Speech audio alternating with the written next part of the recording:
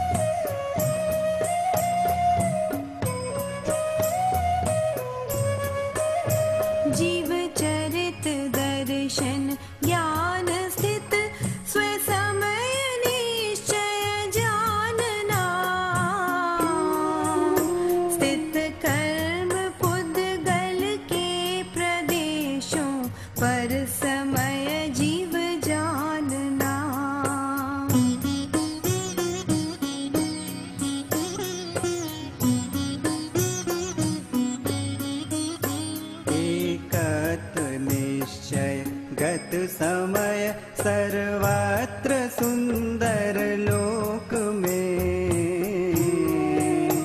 उससे बने बंधन कथा जो विरोधिनी एकत्व में।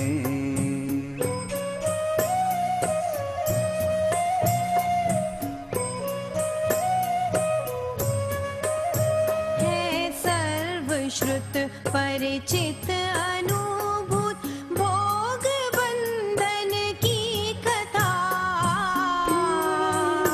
पर से जुदा एकत्व की उपलब्धि केवल सुलभ नाम।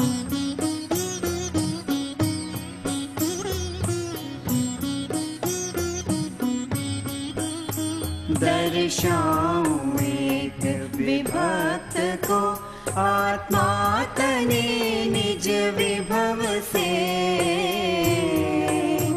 दर्शाऊं तो करना प्रमाण न छल ग्रहो स्खल ना बने।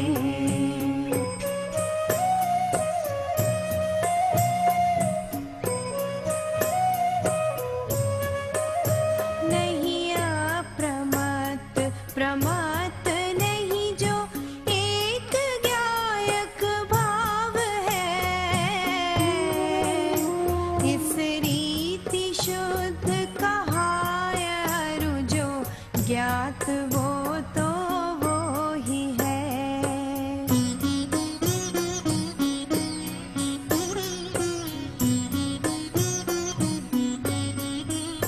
चारित्र दर्शन ज्ञान भी व्यवहार कहता ज्ञानी के,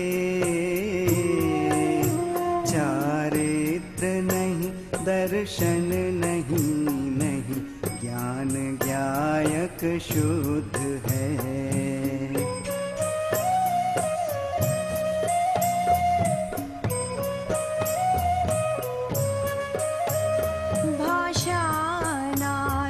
बिना न समझा नाजु शक्य अनाद को, व्यवहार बिन परमार्थ का उपदेश हो अशक्य यो।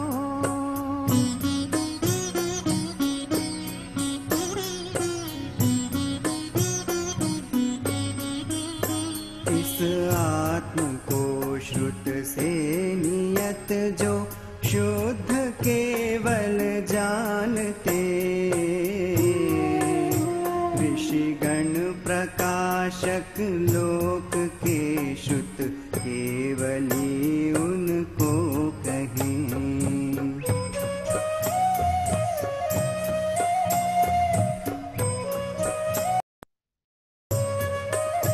श्रुत ज्ञान सब जाने जो जिन, श्रुत केवली उसको कहे।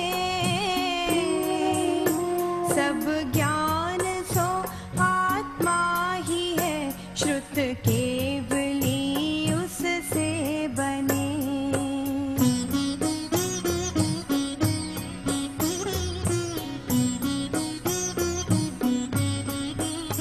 व्यवहार नय अभूतार्थ दर्शित, शुद्ध नय भूतार्थ है। भूतार्थ आश्रित आत्मा सुदृष्टि निश्चय होय है।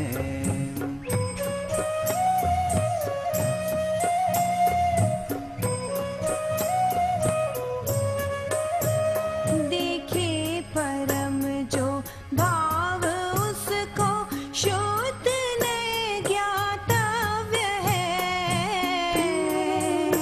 ठहरा जो अपरम भाव में, व्यवहार से उपदिष्ट है।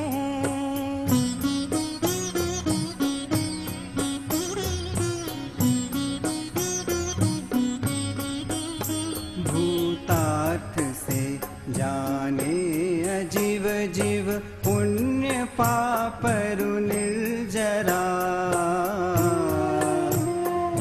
आश्रव संवर बंध मुक्ति, ये ही समुचित जानना।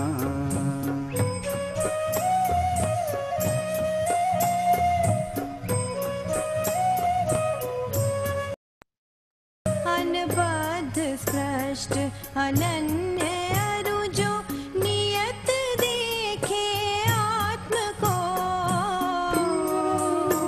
अविशेष अनसंयुक्त उसको, शुद्ध नय तू जान जो।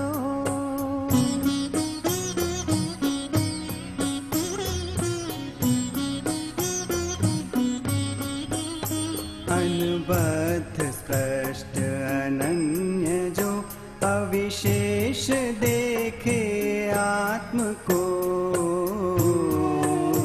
वो द्रव्य और जो भाव जिन शासन सकल देखे।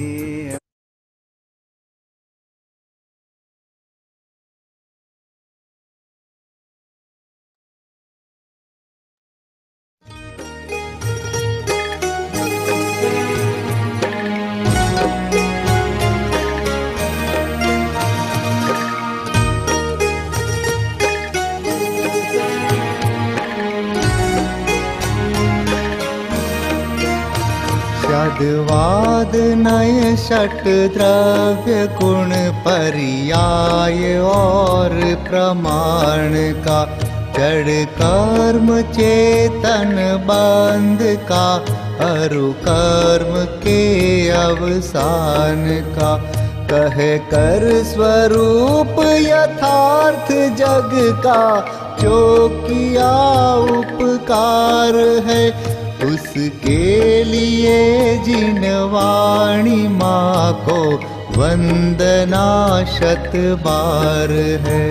उसके लिए जिन वाणी माँ को वंदना शत बार है। वंदना शत बार है। वंदना शत बार है।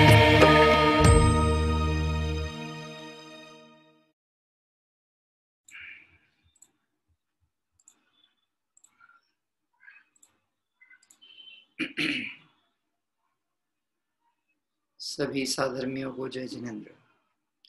आइए मंगलाचरण पूर्वक स्वाध्याय प्रारंभ करते हैं। नमो अरिहंताणं नमो सिद्धाणम नमो आयरियाणम नमो वज्रायाणम नमो लोहे सब साहूणम उत्तम क्षमा मारे तब आर्जव भाव है सत्य सोच संयम तप त्याग उपाव है आकिंचन ब्रह्मचर्य धर्म 10 सार है चहु गति दुख ते काढ़ मुक्ति करतार है चहु गति दुख ते काढ़ मुक्ति करतार है।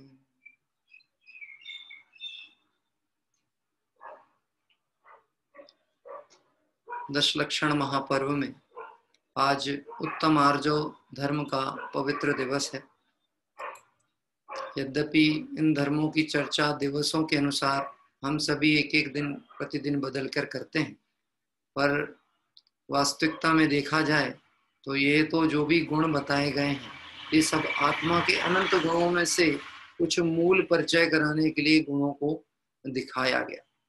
जैसे किसी अनाज की गोदाम में कोई व्यक्ति यदि अनाज क्रय करने जाए तो उसको सारा सामान खोल के नहीं दिखाया जाता बल्कि सैंपल दिखाया जाता है, और यदि उसे सैंपल पसंद आता है तो फिर वह उस सामान को क्रय करना है या नहीं करना इसका निर्णय कर सकता है। ऐसे ही इस आत्मा के अनंत गुणों में से कुछ मुख्य गुणों की चर्चा, मुख्य मतलब बाकी गुण गौण है ऐसी बात नहीं है। प्रत्येक गुण अपने अपनी अपेक्षा से एक द्रव्य रूप में है, प्रत्येक गुण में अपना अपना संपूर्णपना पड़ा हुआ है। ऐसे संपूर्ण गुण स्वरूपों से संग्रहित होकर के मिल करके एक अखंड द्रव्य की रचना होती है जो मैं हूँ। और ऐसे अखंड द्रव्य में क्षमा मार्दव आर्जव आदि जो गुण हैं उसकी चर्चा यहाँ हम कर रहे हैं। आर्जव धर्म मतलब क्या? आर्जव मतलब होता है सरलता, ऋजुता का परिणाम नहीं होना। क्या कह रहे?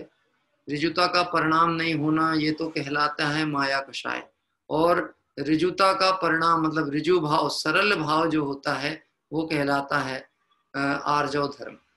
आप ये समझ लेना, 4 गति और 84 लाख योनियों में जो जीव भटक रहे हैं उसमें एक मूल कारण है उनके परिणामों में सरलता नहीं है। सिद्ध दशा जब भी किसी जीव को प्राप्त होती है तो वह सिद्ध दशा ऊर्ध्वगमन स्वभाव से और 90 डिग्री में होती है, सीधी। क्या कह रहे हैं? जो संसार अवस्था में गतियां होती हैं वो सब इधर उधर आड़ी तिरछी गतियां, लेकिन मुक्ति प्राप्त जब भी कोई जीव करेगा तो बिल्कुल सीधे प्राप्त करेगा। आपको ध्यान हो, जब शिखर जी तीर्थ पे वंदना करने आप और हम पहुंचते हैं तो जहाँ पार्श्वनाथ भगवान की टोंक है, जहाँ अन्य तीर्थंकर धर्मनाथ आदि भगवंतों की टोंक है, उन टोंकों से सम श्रेणी में वह सिद्धात्मा विराजमान, यानी उनके चरणों की वंदना करने का मतलब है हम ऊपर जो सिद्ध शिला में वह परमात्मा विराजमान है उनके चरणों का स्पर्श करके आए। कभी उस जीव ने इसी स्थान पर ध्यानस्थ मुद्रा में सर्व कर्मों का भाव कर मुक्ति को प्राप्त किया। तो जिन्हें मोक्ष जाना है उन्हें जीवन में सरलता लाना ही पड़ेगी। जिन्हें संसार में भटकना है उनके लिए कोई बात ही नहीं, क्योंकि ये तो उसका परिचित है, अनुभूत है। संसार काम भोग की चर्चा उसने सुनी है, परिचय की है और उसे वो प्रिय लगती है, तो वो 4 गति 84 लाख योनि में भ्रमण करे, इसमें कोई आश्चर्य की बात नहीं। परंतु जिन जीवों को संसार दुख से भय प्रतीत होता है और जो अपने आत्मा को संसार दुखों में नहीं ढकेलना चाहते, वह आत्म स्वरूप का चिंतन मनन स्मरण करते हुए सर्व विकारों से रहित, सब कषायों से रहित अकषाई अपने आत्म स्वभाव की आराधना करते हैं, जिसमें आज आर्जव धर्म मुख्य पन्ने से जिसकी चर्चा आज और आप हम सब करने वाले।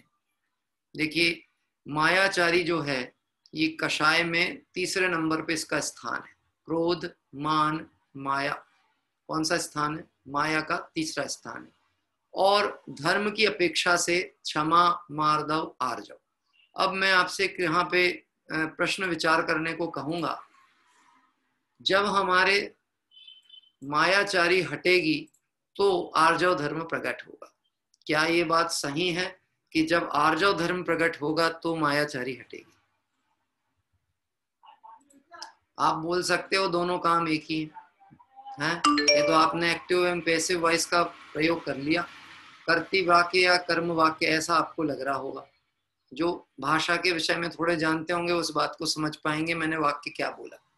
मैंने ये वाक्य बोला कि माया कषाय का अभाव होने से आर्जव धर्म प्रकटता है, या मैं कहता हूं आर्जव धर्म प्रकट होने से माया कषाय नष्ट होती है। कौन सा वाक्य ज्यादा सही है, पहला वाला कि दूसरा वाला? माया कषाय नष्ट होगी तो आर्जव धर्म प्रकट होगा, कि आर्जव धर्म प्रकट होगा तो माया नष्ट होगी? हाँ, अभी मैं उदाहरण दूं तो आप शायद पकड़ पाएंगे। अंधकार नष्ट होगा तो सूर्य का प्रकाश होगा, ये दूसरा पॉइंट हो गया। और पहला पॉइंट ये हो गया कि सूर्य का प्रकाश होगा तो अंधकार नष्ट होगा। आप क्या क्या मानने को तैयार हैं?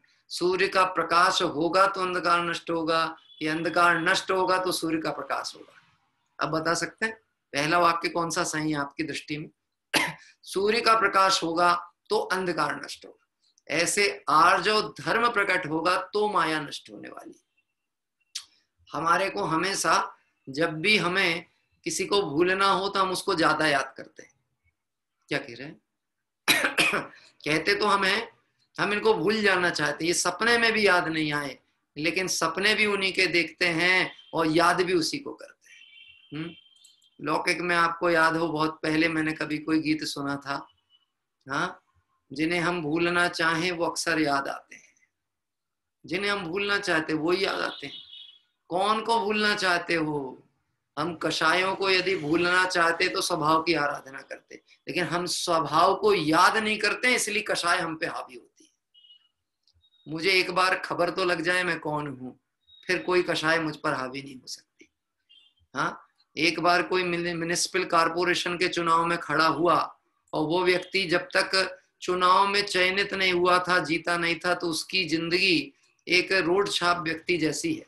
वो रोड पे किसी से भी लड़ाई कर लेता है, वह रोड पे कोई भी अभक्ष पदार्थ सेवन कर लेता है, वह गंदे कपड़े पहन करके भी घूम लेता है, पर जैसे ही वह इलेक्शन में खड़ा होता है, म्युनिसिपल कॉर्पोरेशन के, राष्ट्रपति पद की बात नहीं कहता, म्युनिसिपल कॉर्पोरेशन के, नगर पालिका के, नगर निगम के अध्यक्ष पद के चुनाव में भी खड़ा हुआ, और यदि उसको ये पता लग गया है कि मैं चयनित हो गया हूं, जीत गया हूं, तो उसकी जीवन शैली बदलती है कि नहीं बदलती? अभी उसको पोस्ट अलॉट नहीं हुई है, सिर्फ डिक्लेयर्ड हुआ है कलेक्टर की तरफ से कि तुम जीत गए हो, अभी तो तुम्हारे को काम सौंपा जाएगा, पद सौंपा है। इतना जानते से ही कि अब मैं किसी उच्च पद पे पहुंचने वाला हूं, उसकी जीवन शैली बदल जाती है। अब वो वैसी भाषा का प्रयोग नहीं करेगा, चौराहे पे खड़े होकर के कुछ भी नहीं खाता पीता दिखेगा, वह कोई अभद्र व्यवहार किसी से नहीं करेगा, क्योंकि अब वो पद पे आ गया। ऐसे ही जिस जीव को ये बात ख्याल में आती है, भान में आती है, सिद्ध समान सदा पद मेरो, क्या कह रहे हैं? जैसे सिद्ध वैसा मैं। अरे मैं तो पंच परमेष्टि पद का अधिकारी हूं। तो पंच परमेष्टि कौन होते हैं? कि जैसे सिद्ध भगवान स्वरूप की आराधना से सहजता से ऊर्ध्व गति को प्राप्त होते हैं। और कैसी गति होती है? वह ऋजु गति। कौन सी गति होती है सिद्धों की? ऋजु गति। और आर्जव धर्म भी कौन सा है? ऋजो भावा आर्जवा। हाँ, जिन्हें सिद्धत्व को प्राप्त करना हो उन्हें जीवन में सरलता प्रकट करनी चाहिए। और प्रकट नहीं करनी है, प्रकट तो है ही, हमने मायाचारी के आवरण से उसको ढाक रखा है। टोडरमल जी साहब ने मोक्षमार्ग प्रकाशक में एक पंक्ति ऐसी डाली, माया होने पर, जब इस जीव को चारित्य मोहिनी के उदय में माया कषाय होती है, तो माया होने पर छल कपट से कार्य सिद्धि करना चाहता है। क्या कह रहे? माया कषाय जब उदय में आती है तो छल कपट से कार्य सिद्धि करना चाहता है, परंतु कार्य की सिद्धि तो भवितव्य के अधीन है। क्या बोल रहे हैं? कोई भी कार्य जब भी होना है वो क्रमबद्ध के अनुसार है, भवितव्य के अनुसार है, होने योग्य होता है, विकल्पों से कुछ भी नहीं होता। लेकिन हमारे सदैव जो परिश्रम होता है, प्रयास होता है मिथ्यात्व के उदय में, विकल्प अनुसार कार्य कराने का होता है। जब कार्य विकल्प अनुसार नहीं होता तो छल कपट से कराना चाहता है। क्या कह रहे? छल कपट से कराना चाहता है। सिर्फ अपना स्वार्थ सिद्ध होना चाहिए। हाँ, मैं आपको एक स्टाइल बताऊं छल कपट करने वालों की, वो भी कहाँ, मंदिर के कार्यक्रमों में। क्योंकि मैं ज्यादातर सामाजिक कार्यों में बहुत समय नहीं दे पाता ना, इसलिए मेरे को जो भी चीज देखने को मिलती है वो यहीं पे ज्यादा मिल पाती है। क्योंकि मैं वहां ज्यादा जाऊं, सामाजिक इन्वॉल्वेशन करूं, राजनीतिक मंचों पे जाऊं तो वहां के भी कुछ चीजें देखने मिले। अब जहां देखने मिलती मैं वहीं की बात कह सकता हूं। बोली लगाई जाती है काय की, कोई भी आयोजन की, पंच कल्याण की, किसी शिविर की, किसी कार्यक्रम की। अब मैं आपसे एक बात कहता हूं, हमें यदि कोई दान देने का भाव हो, कोई राशि खर्च करने का भाव हो, हमें ये भाव आया कि देवशास्त्र गुरु की भक्ति में हम कुछ समर्पण करें, क्योंकि आज सुबह भी दोपहर की चर्चा में भी ये बात आई थी, देवशास्त्र गुरु के प्रति सर्वस्व समर्पण संबंधी प्रशस्त राग हो तो सम्यक दर्शन होता है और ग्रहित मिथ्यात्व छूटेगा। क्या कह रहे हैं? अब सोचना, सच्चे देव भगवंतों के किसी प्रसंग में, धर्मायतन के किसी आयोजन में भी बोली लगाई जाए तो इस बात की प्रतीक्षा करता है कि दूसरा कितनी बढ़ा रहा है। और आपने देखा होगा कुछ कुछ प्रेरक निमित्त घूमते फिरते रहते हैं वहां कार्यक्रम में। हाँ, फिर वहां भजन भी ऐसे गाए जाते हैं, बोली ले ले भैया नहीं तो पछताएगा, मेहनत का पैसा पापों में चला जाएगा। वाह भाई, ये भक्ति क्या इसी के लिए लिखी गई थी, मेहनत का पैसा पापों में चला जाएगा। फिर होता क्या है, एक जन बोलता है 5,001 रुपया, फिर दूसरे की तरफ चेहरा देखा जाता है, क्या हो गया भाई, आगे बढ़ाओ आगे बढ़ाओ आगे। फिर वो थोड़ा 7,000 पे आता, फिर ये 11 पे आते, फिर ये ऐसा होता, फिर ऐसा होता, फिर प्रेरक निमित्त तो दौड़ दौड़ के जाते हैं, ऐसा अवसर दोबारा नहीं मिलेगा, ले लो ले लो ले लो। मैं आपसे ईमानदारी से बोलता हूं, जो प्रेरक निमित्त का काम कर रहे हैं उनका अभिप्राय क्या है, और जिसे दान देने का भाव है उसका अभिप्राय क्या है? क्या कह रहे हैं? यहाँ कह रहे हैं सर्वस्व समर्पण है। अरे आप धन की बात करते हो, जिन शासन की रक्षा के लिए प्राण भी देने पड़े तो कोई बड़ी बात नहीं। हाँ, अपनी शक्ति जितनी है करो, कीजिए शक्ति प्रमाण, शक्ति बिना श्रद्धा धरे। सीधे कह दो भाई मेरी भावना इतने की है, अभी इसमें मेरे को कोई कहना चाहिए कार्य सौंपा जा सकता है, कोई सौभाग्य मिले तो ठीक है, नहीं तो भावनाओं से तो मुझे कोई रोक ही नहीं सकता। लेकिन छल कपट अंदर में ऐसा होता है। मैं मतलब इस विषय पे बहुत आप विचार करना, यद्यपि जिस दिन दान का प्रकरण आएगा तब भी हम ऐसी चर्चा कर सकते हैं। ऐसे तरीके भी अपनाए जाते हैं लोगों को आकर्षित करने। ये बहुत कहना चाहिए अध्यात्म के मंच की दयनीय स्थिति कह सकते हैं। एक गुरुदेव श्री के समय का अध्यात्म मंच था, जहां बोली लगानी नहीं पड़ती थी, वहां रोकनी पड़ती थी, हो गया भैया बस, इससे अधिक की कोई बात नहीं है। क्या कह रहे हैं? बोलना नहीं पड़ता, कभी नहीं ये कहना पड़ता था तुम इसमें, अरे जिसको अवसर मिला उससे बड़ा सौभाग्यशाली और कौन होगा। क्या कह रहे हैं? वो अंदर ही अंदर आह्लादित होता था, प्रसन्न होता था, अरे मुझे ये अवसर मिला। तो आप समझना, छल कपट जब परिणाम में होता है तो धर्म के कार्यक्रम को भी, धर्म के कार्य को भी छल कपट से सिद्ध करना चाहता है, अप्रोच बढ़ाता है, प्रेशर डालता है, प्रभाव प्रदर्शन करता है। हाँ, हमारे बाप दादों ने मंदिर विराजमान किए थे, इसलिए पहली बोली का अधिकारी हम हैं। क्या कह रहे हैं? हमको मिलना चाहिए अवसर। ये छल कपट से कार्य होने वाला नहीं है, सारा कार्य परिणामों पे टिका हुआ है ना। मैं एक लौकिक दृष्टांत ही कह दूं, बस उसको दृष्टांत ही लेना, उससे आगे पीछे कुछ भी मत सोचना। आपने एक भजन सुना होगा, कोई लौकिक में मतलब अपने धार्मिक ही है, जैन दिगंबरों में चलता है, पर अध्यात्म के मंच पे बहुत नहीं सुना होगा। हाँ, एक कौशिक था, डीपी कौशिक, अपने पंच कल्याणकों के मंच पे बुलाया गया था बहुत पहले। सुना है आपने? मुजफ्फरनगर का एक कलाकार था डीपी कौशिक। वो आता था, नाटकीय मंचन प्रस्तुत करता था और मंच प्रस्तुतिकरण करके जो उसकी मेहनताना था लेकर के जाता था। वो एक भजन गाता था, एक बुढ़िया की लुटिया गजब कर गई, जब महलों से कुटिया अटक अटक गई। मालूम क्या कहना चाहता था? बाहुबली भगवान के जब अभिषेक का प्रसंग आया तो लोगों ने बड़ी बड़ी बोलियां लगाई, तो एक वृद्ध माँ बैठी थी कि मेरा भी कलश कर दो, मेरे भी कलश का जल ढार दो।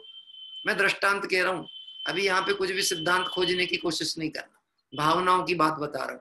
नहीं तो अभी आप कहने लगोगे कलश ढालना चाहिए कि नहीं, करना चाहिए कि नहीं, वो प्रकरण दूसरा है।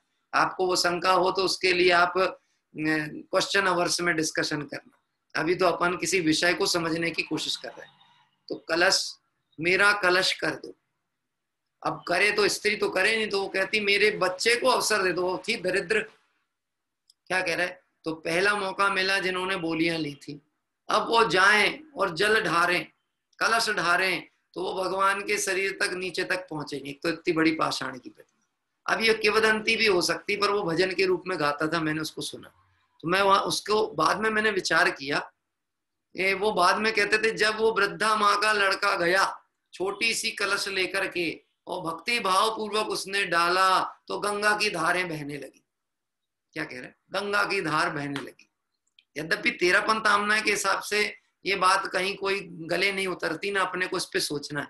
मैं सिर्फ भावनाओं की दृष्टिकोण से बात कर रहा हूं। वहां पर प्रसिद्धि का लोभ, छल कपट, मन में कुटिलता और हम सोचे धर्म आराधना हो जाए, हो नहीं सकती। भावों की सरलता बिना धर्म प्रारंभ होता ही नहीं है। तिर्यंच गति के जो बंध है वो मायाचारी के परिणामों की मुख्यता से ही होता है। इसलिए आपने ध्यान दिया होगा तिर्यंच गति का एक भी जीव सीधा नहीं है। देखा कभी? तिर्यंच गति के जितने तिर्यंच गति के जीव हैं, आपके मनुष्य जैसे सीधे नहीं खड़े हो सकते कि दो पैर पे खड़े हो जाएं और दो हाथ उनके सीधे दिखें, चलें तो मनुष्य जैसे दिखे। अरे पेंगुइन भी होगा, समझते हैं आप? पेंगुइन वो चलता तो मनुष्यों जैसा है? और बंदरों को भी देख लो, दिखते तो कुछ कुछ मनुष्य जैसे ही हैं। लोग भले कल्पना भी कर लें कि ये मनुष्यों के पूर्वज भी हैं, ऐसा पढ़ाया जाता था स्कूलों में, मनुष्यों के पूर्वज बंदर।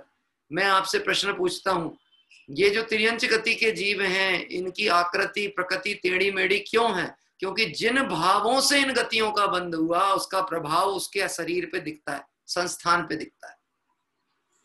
क्या कह रहे, नाम कर्म का संस्थान है ना, परिणाम संबंधित था। पूर्व भाव में मायाचारी की थी, ऐसी पर्याय में गए। सर्प है, कैसा गमन करता है? आपने देखा होगा, ऐसा लहरा के चलता है। ये लहराना ही छल कपट का प्रतीक है। क्या कह रहे, छल कपट का प्रतीक है।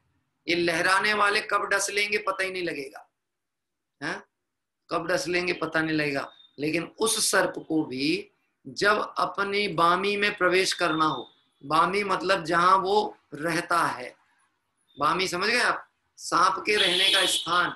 जैसे आपने रेगिस्तान वगैरह में देखा होगा या मिट्टी के टीलों पे देखा होगा, एक बामियां बनी रहती हैं, ऐसे छोटे छोटे पर्वत जैसे होते हैं जिनमें एक छिद्र होता है जहां से सांप प्रवेश करता है। तो वह सर्प को भी जब उस बामी में प्रवेश करना होगा तो वो लहरा के नहीं जा सकता, उसको सीधे ही जाना पड़ेगा, है? मालाओं के मोती जिन मोतियों की माला बनती है, यदि उसका छिद्र सीधा ना हो तो उसमें से धागा नहीं जा सकता। तो जिसके परिणामों में सरलता नहीं होगी उसके अंदर धर्म प्रवेश नहीं कर सकता। क्या कह रहे हैं?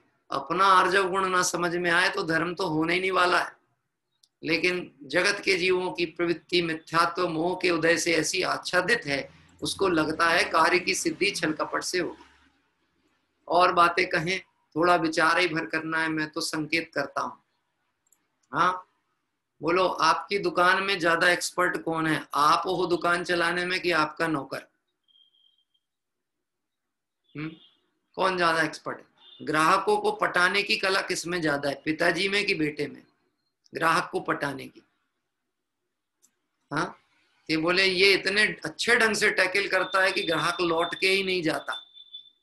अब आपसे मैं एक बात कहता हूं, उसको क्या अभिमान होके गया है, मैं जो झूठी सच बातें उसको कह के कन्विंस कर लेता हूं ना, ये मेरा गुण है, ये मेरा गुण है। ये तेरा गुण नहीं है, ये तेरा दोष है, क्योंकि तुझे अपने कर्म के उदय पे भरोसा नहीं है, तुझे पुण्य पाप पे भरोसा नहीं है। जो भी लाभ हानि होना है वो सब निश्चित है।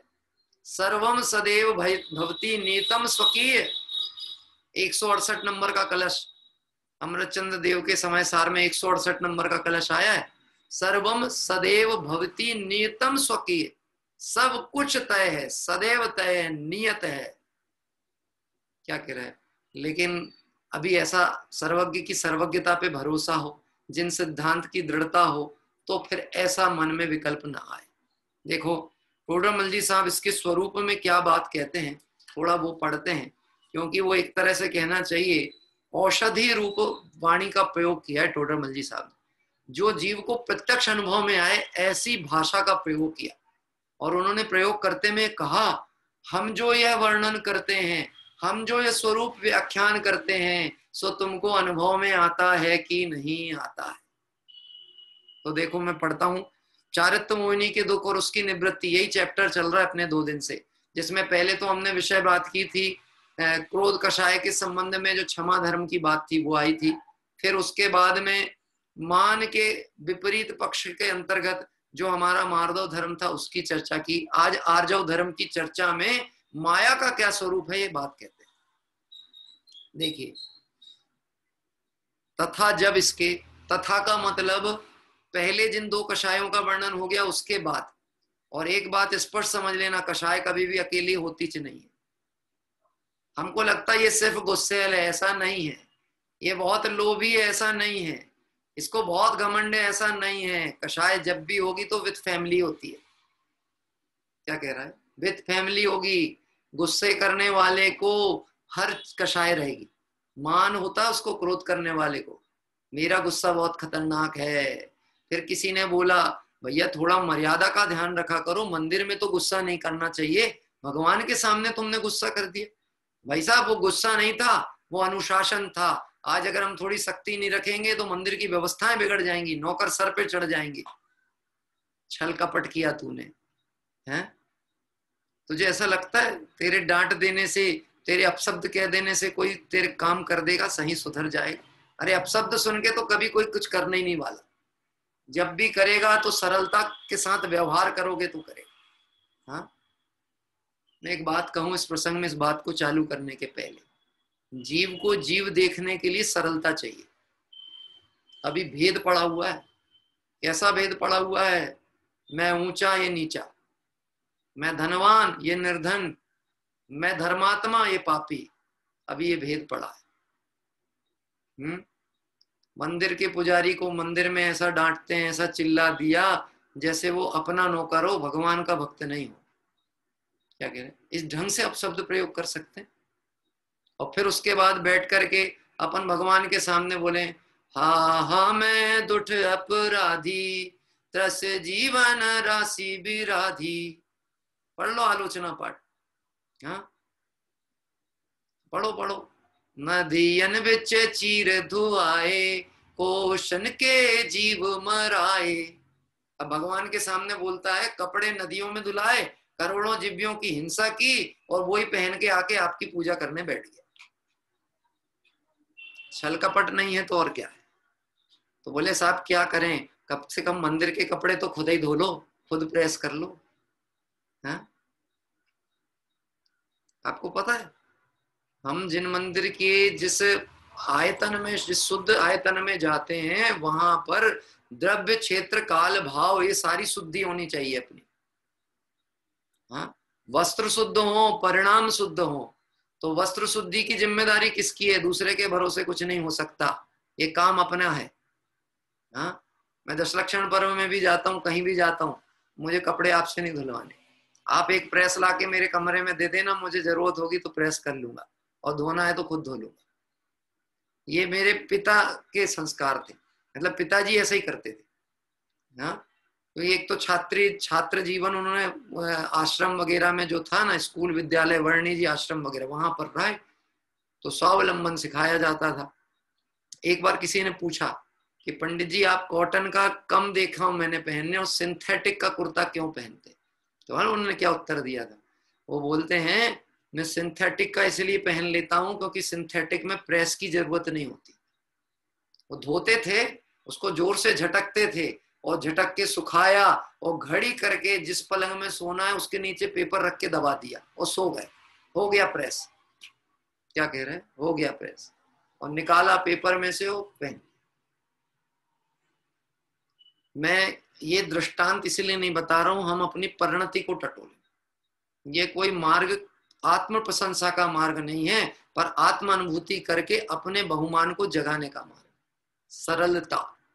क्या कह रहे? अब आप पूरी आलोचना पाठ जब भी पढ़ो तो आलोचना पाठ का मतलब है जो भूल प्रमादवश हुई है उसकी क्षमा है, ना कि भूल करते जाओ और बार बार बोलो साहब क्षमा, साहब क्षमा, साहब क्षमा। मैं आपको एक प्रैक्टिकल दृष्टांत दूं, आपको समझ में आ जाएगा। बच्चे लोग जब खेलते हैं ना, छोटे बच्चे खेलते हैं और रेस खेलते थे, रेस, हम अपनी बात कहते हैं, हम खेलते थे तो एक बच्चा दाम देता था। कहीं शब्द समझ नहीं आए तो पूछ लेना, हम लोग ग्रामीण भाषा की प्रयोग कहीं कहीं कर लेते हैं, आंचलिक भाषा। ये दाम देना मतलब है कि अब क्या कहूं मैं, मेरे को मालूम ही नहीं आप क्या कहते हो, हम लोग दाम देना कहते थे। दाम दिए, समझे? सब दौड़ेंगे और एक छुएगा, उसको पकड़ेगा। अब जिसको वो छू लेगा उसको दाम देना पड़ेगा। बात ख्याल में? अब उसमें कुछ बच्चे बड़े उनके कहना चाहिए जीन से ही बदमाशी के भरे होते हैं, बचपन ही से उनमें बदमाशी भरी है। तो वो क्या करें, जैसे ही कोई छूने पास में आए तो टेम्स टेम्स टेम्स टेम्स टेम्स। बात ख्याल में पड़ती? टेम्स मतलब क्या होता है? 1 मिनट रुक जाना, 1 मिनट रुक जाना। मैं कहता हूं ये टेम्स कितनी बार अलाउड हो सकती है गेम में? गेम में बोल रहा हूं, गेम में। वो देखते हैं कि इसकी आदत ही पड़ी हुई है, जैसे ही दाम आता है तो रोने लगता है, तो कह देते इसको खिलाना नहीं, ये कपटी है, ये मायाचारी है। अरे खेल में भी माया नहीं चल सकती तो धर्म में माया कैसे चल सकती है? हाँ, अब हम भाव प्रतिक्रमण पढ़ेंगे, ध्यान रखना।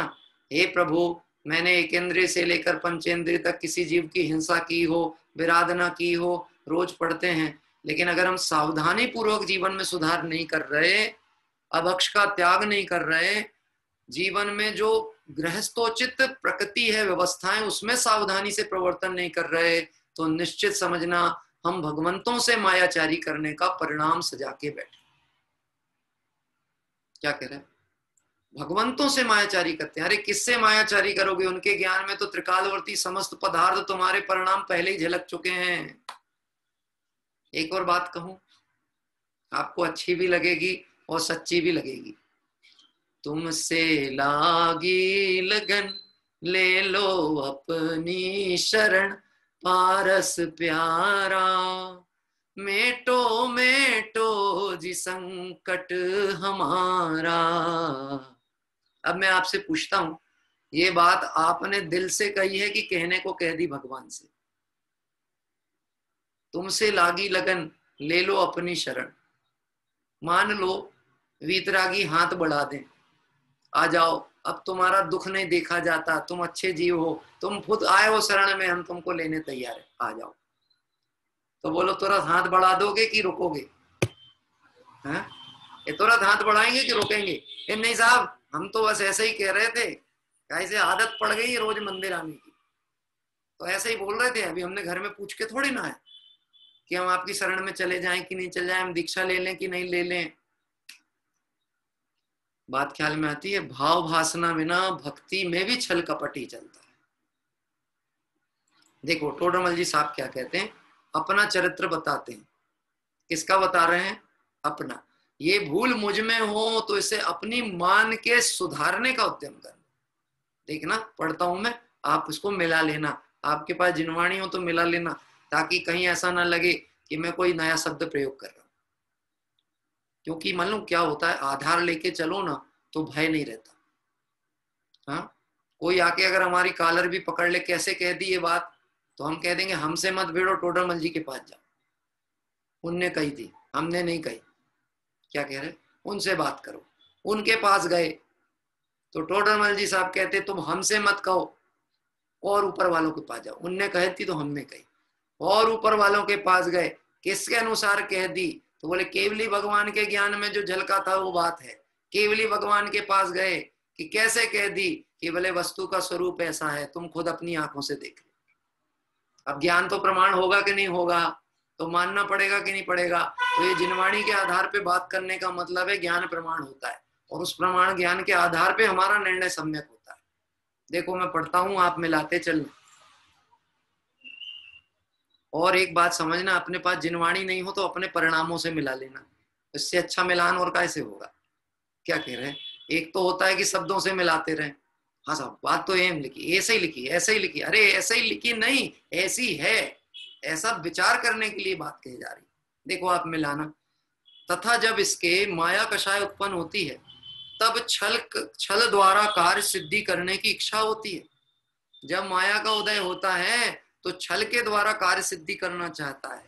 विचार तो करके देखो, कब माया का उदय है और कब छल के द्वारा कार्य सिद्धि करना चाहता, और कब ऐसा समय है जब उसके छल कपट नहीं चल रहा। जब तक इस जीव के सम्यक दर्शन नहीं हुआ, वस्तु स्वरूप का सम्यक निर्णय नहीं हुआ, उसके प्रति समय अनंतानुबंधी माया चल रही है। अनंतानुबंधी कषाय सत्ता में पड़ी है। ये कोई शब्दों से इसका संबंध नहीं है कि मन में होए सो वचन उचरिए, वचन होए सो तन सो करिए। अभी ये लाइन भी समय रहा तो विचार करेंगे। इसका पूरा पूरा संबंध जीव के अभिप्राय से है। हमको लगता है हम अपनी बुद्धि से किसी को ठग लेंगे। क्या कह रहे हैं? हम अपनी बुद्धि से इसको अपने अनुसार प्रवर्तन करा लेंगे। हम जरा ट्रिक लगाएंगे ना तो ये हमारी बात मान जाएगा। हाँ, मालूम है, मुझसे कुछ लोग लोकल समाज में भी ऐसे लोग हैं, वो आके कहते हैं आप हमारे बच्चों को समझाओ, वो आपकी बात मानते हैं। क्या कह रहे हैं? आपकी बात मानते हैं। आप बोलोगे ना तो वो मंदिर आने लगेंगे, आप बोलोगे ना तो वो भक्ति में बैठा करेंगे, आप बोलोगे तो कम से कम एक आध क्लास में तो आएंगे। हाँ, मैंने कहा मैंने बोल के तो देखा, उनपे 1-2 दिन तो असर पड़ता है, उसके बाद वो गायब हो जाते हैं। मैंने कहा निश्चित ही ये जिस कुएं का पानी पी रहे हैं उसमें कुछ ना कुछ गड़बड़ी है। बोले मतलब? कि मतलब ये है कि ये बिना सिखाई शिक्षा रोज सीख रहे हैं। एक छोटे बच्चे को उसके माता पिता छल कपट करना सिखाते हैं। कैसे? किसी ने घंटी बजाई और अपन ने ऊपर से देख लिया कि अमुक पर्सन आया है, पैसा मांगने वाला आया है, कर्जा लेने वाला आया है, कि कोई और दूसरा आदमी है जिससे अपने को मिलना जुलना नहीं है। अपन ने बच्चे को कह दिया जाओ नीचे जाके बोल देना पापा घर पे नहीं है। क्या कहा? जाओ बोल देना पापा घर पे नहीं है। अब बच्चा तो रिजु भावा आर्जवा सरल स्वभावी था, उसको तो माया नहीं। उनने जाके बोल दिए अंकल पापा कह रहे हैं कि पापा घर पे नहीं है। पापा जी कह रहे हैं कि पापा घर पे नहीं है। तो उसने बोला जा तेरे पिताजी को बुला के ले क्या। अंकल आए, वो आ रहे हैं कि मैं ऊपर आऊं। अब जैसे तैसे लड़ झगड़ के थोड़ी बहुत बात सेटल हुई, घर में आके बच्चे को सिखाते हैं। क्या कह रहे हैं?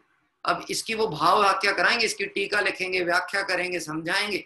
बेटा तू समझता नहीं है, समझदार तो मैं हूं ना, तू समझता नहीं है मैं क्या कहना चाहता था।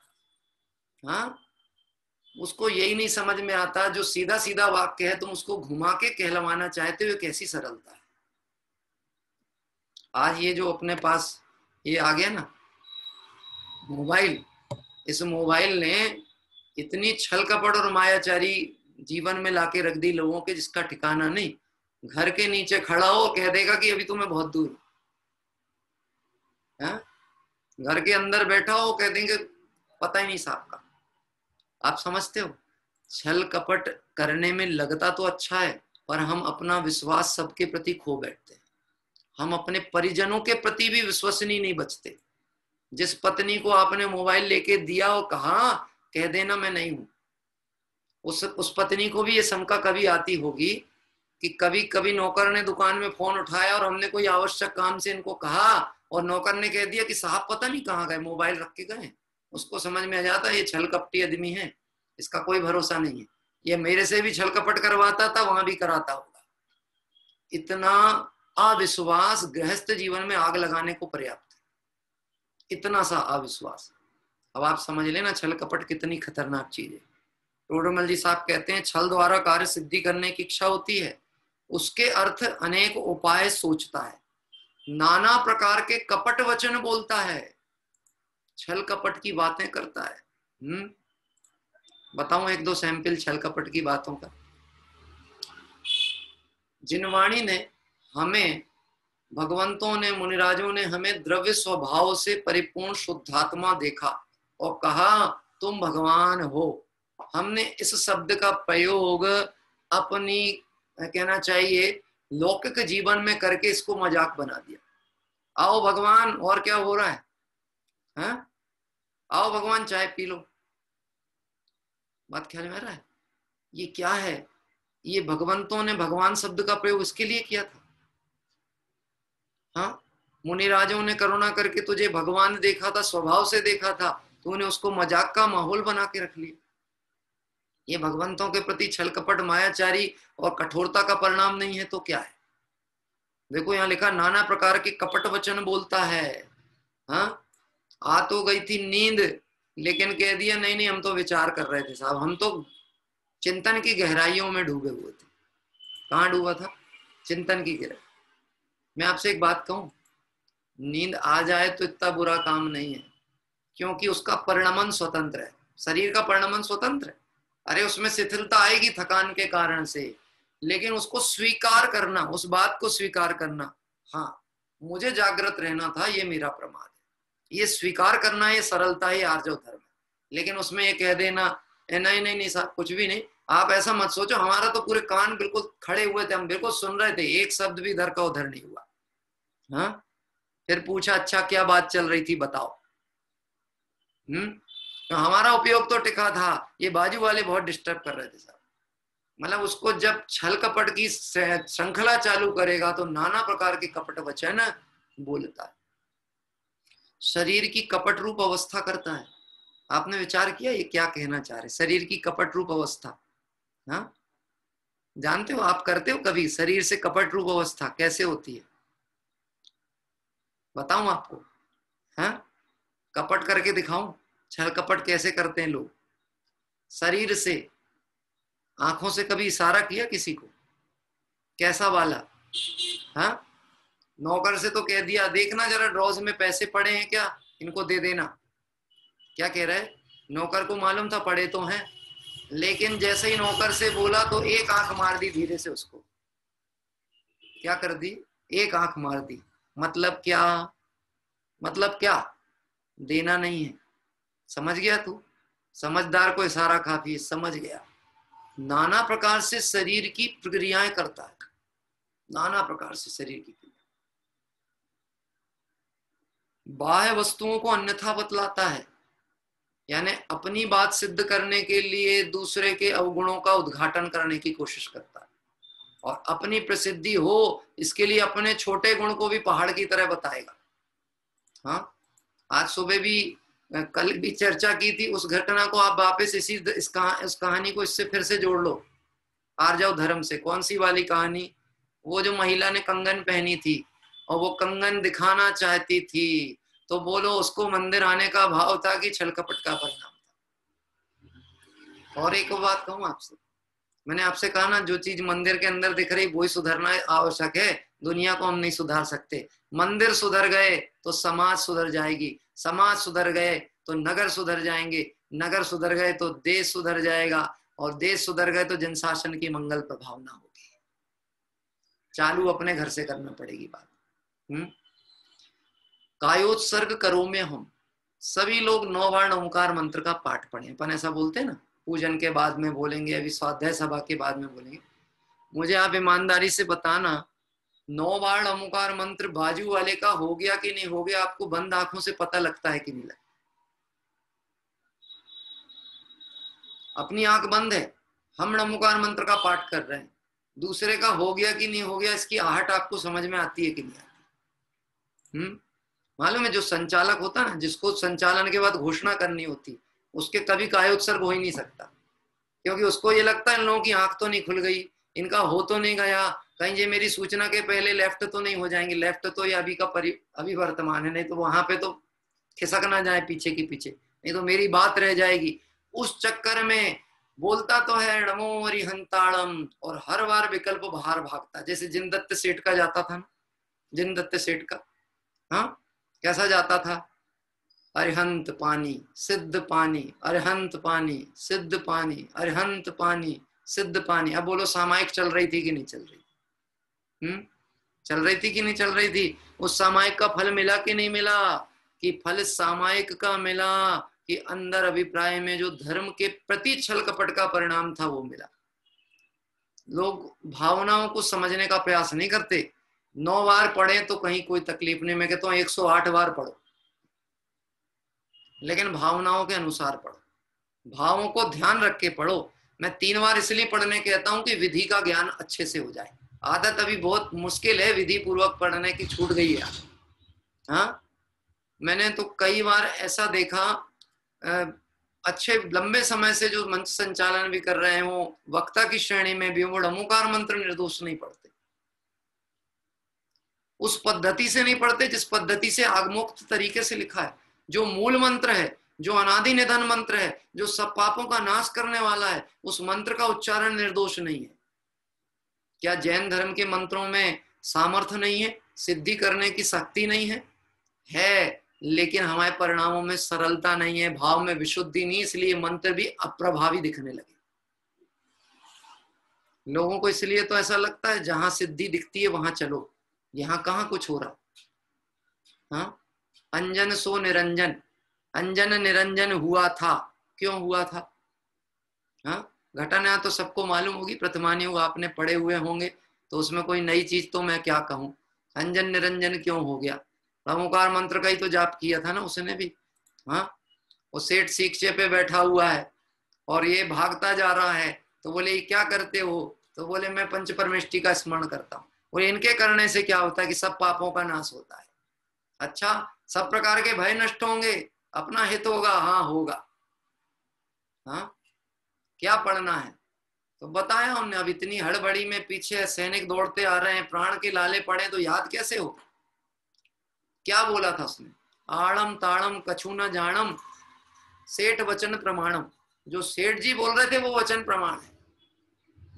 हाँ, केवली श्रुत केवली भणिदम, जो केवली श्रुत केवली भगवंतों ने कहा है वो मुझे प्रमाण है। सेठ वचन प्रमाण है, सेठ वचन प्रमाण है, सेठ वचन प्रमाण है। श्रद्धा ऐसी हो गई कि वो जिन धर्मी है, जिन धर्म विपरीत उसका आचरण नहीं है, वह धार्मिक जीव है, वो धर्मावलंबी है, वो देवशास्त्र गुरु को मानने वाला है, उसकी बात गलत नहीं हो सकती। अरे गृहस्थ के प्रति इतना श्रद्धान हो सकता है, हमें वीतराग भगवंतों की वाणी पे श्रद्धान नहीं है, तो ये मायाचारी नहीं है तो और क्या है?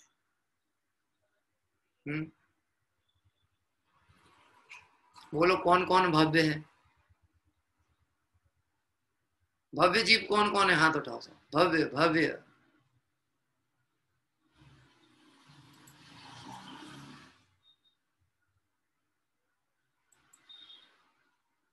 स्पॉटलाइट करें तब उठेंगे क्या हाथ? फिर स्पॉटलाइट पे उठा तो मतलब कुछ गड़बड़ी है। और कोई देखे या ना देखे, ये मेरा श्रद्धान कहता है कि मैं हूं, मुझे किसी के सर्टिफिकेट की जरूरत नहीं, ये मेरा परिणाम मुझे बता रहा। बात ख्याल में? लोग देखेंगे तो फिर मैं अच्छा धर्मात्मा बन के दिखाऊंगा। गांधी जी का एक कोटेशन था बहुत जबरदस्त, अच्छा दिखने की कोशिश नहीं करें अपितु अच्छे बने। सारी दुनिया अच्छा दिखाने की कोशिश करती है, अच्छे नहीं बनते। परिणामों में विकृति पड़ी हुई है, परिणाम में कषाय पड़ी हुई है। हाँ, धर्म के आयतनों में भी जाता है तो भी कषाय लेके जाता है, लेकिन प्रदर्शन ऐसा करता है जैसे इससे बड़ा मंद कषाई कोई दूसरा नहीं। ये छल कपट। टोडरमल जी साहब कहते हैं बाह्य वस्तु को अन्यथा बतलाता है, तथा जिनमें अपना मरण जाने ऐसे में भी छल करता है, मर करके भी छल कपट से काम सिद्ध करने की कोशिश करता है। मर जाए तो भी उसको मरण नहीं दिखता, पर ऐसा लगता है। आज जो हम अपनी आयु को ना देखते हुए, वर्तमान पर्याय की आयु को ना देख के रिटायरमेंट लेने का जो भाव नहीं आता ना, ये हमारा बहुत बड़ा छल कपट है अपने साथ में। क्या कहना चाह रहे हैं? आयु तो बढ़ रही है नित्य, लेकिन आशा साथ साथ बढ़ती है। आयु घट रही है और आशा बढ़ रही है। योगसार में योगेंद्र देव सामने आचार्य ने एक गाथा ही डाली है, आयु गले मन ना गले, ना गले आशा जीव की। आयु गल रही है, मन नहीं गलता और आशा नहीं गलती। 60 साल 70 साल 80 साल की उम्र हो गई तो भी दुकान में जाकर के बैठे। अरे रिटायरमेंट हो गया, गवर्नमेंट ने कहा घर जाओ, अब तुम घर में शांति से बैठो, तो कहता टाइम नहीं कटता। तो पहले तो था बड़ी पोस्ट में, और रिटायरमेंट के बाद में किसी के असिस्टेंट में रह के भी काम करने को तैयार है। पहले मिलता था 60,000, अब 20,000 की नौकरी करने तैयार है। पर उसको ये विकल्प नहीं आता, इस पर्याय में कुछ करने योग्य लक्ष्य था, उसको करूं, कब समय मिलेगा। मेरे यहाँ पिताजी एक बात कहते थे, सरकारी नौकरी का एक फायदा है, वो ये बात कहते थे बार बार कि सरकारी नौकरी में कम से कम काम का समय तय होता है। काम का समय तय होता है और रिटायरमेंट की एज फिक्स होती है। हाँ, कि 60 साल के बाद अब आपको नहीं आना, आप अपने घर में रहो, और काम का समय निश्चित है 10 से 5 तक का। इसके बाद हमारे को आपकी जरूरत नहीं है।